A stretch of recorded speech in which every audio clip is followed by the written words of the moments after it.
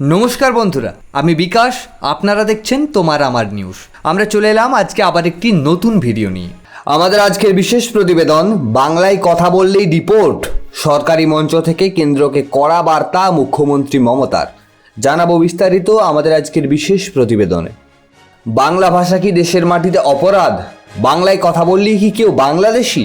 এমনই অভিযোগ তুললেন বাংলার মুখ্যমন্ত্রী মমতা বন্দ্যোপাধ্যায়।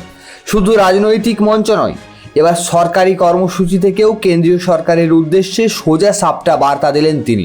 গতকাল নিউ টাউনের একটি সরকারি অনুষ্ঠানে অংশ নিয়ে মুখ্যমন্ত্রী মমতা বন্দ্যোপাধ্যায় জানান, একটি কেন্দ্রীয় বিজ্ঞপ্তিতে বলা হয়েছে বাংলায় কথা বললেই সংশ্লিষ্ট ব্যক্তিকে ডিপোর্ট করতে হবে। এমন এক সময় এই মন্তব্য এলো যখন এর আগের দিনই কলকাতার ডোরিনা ক্রসিংয়ে তৃণমূলের সভা থেকেও কেন্দ্রকে তীব্র আক্রমণ করেছিলেন মুখ্যমন্ত্রী। মমতার প্রশ্ন, বাংলা ভাষায় কথা বললেই বাংলাদেশি বলে দাগিয়ে দেওয়া হচ্ছে কেন? বাংলায় তো কোটি কোটি মানুষ কথা বলেন। শুধু ভারতেই নয়, গোটা এশিয়ায় বাংলাভাষীর সংখ্যা তৃতীয়। বিশ্বজুড়ে বাংলা সপ্তম সর্বাধিক ব্যবহৃত ভাষা। তা সত্ত্বেও এই বৈষম্য কেন? তিনি আরও বলেন, বাংলাভাষীদের শুধু বাংলাদেশি নয়, রোহিঙ্গা বলেও দাগানো হচ্ছে।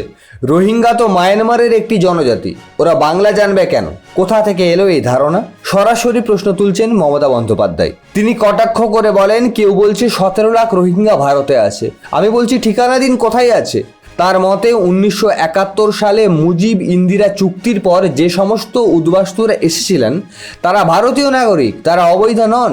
মমতার বক্তব্যে স্পষ্ট, বাংলাভাষীদের বিরুদ্ধে গোটা দেশে একটি উদ্দেশ্যপ্রণীতভাবে অপপ্রচার চলছে। পশ্চিমবঙ্গের বিভিন্ন জেলার কথ্য ভাষায় স্থানীয় টান থাকতে পারে, তাতে করে তাদের দেশের বাইরে থেকে আসা প্রমাণ হয় না।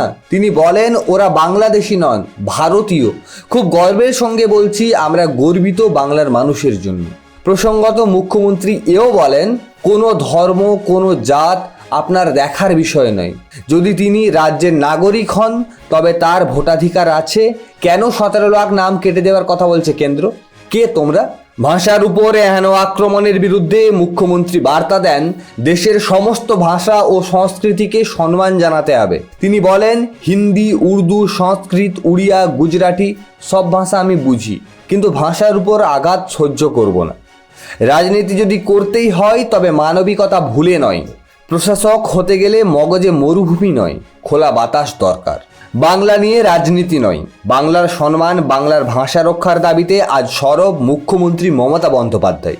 কেন্দ্রীয় সরকারের পক্ষ থেকে এখন পর্যন্ত কোনো প্রতিক্রিয়া না এলেও এই মন্তব্য ঘিরে উত্তাল রয়েছে রাজনৈতিক মহল। সম্পূর্ণ প্রতিবেদনটি নিয়ে আপনার কি মনে হয় কমেন্ট করে জানাতে ভুলবেন না। बंगाल में भी प्लान करना है, हम तो इंच में लड़ाई करेंगे और दिखाएंगे बिना যুদ্ধে 1 ইঞ্চি জমিও আমরা ছাড়বো না।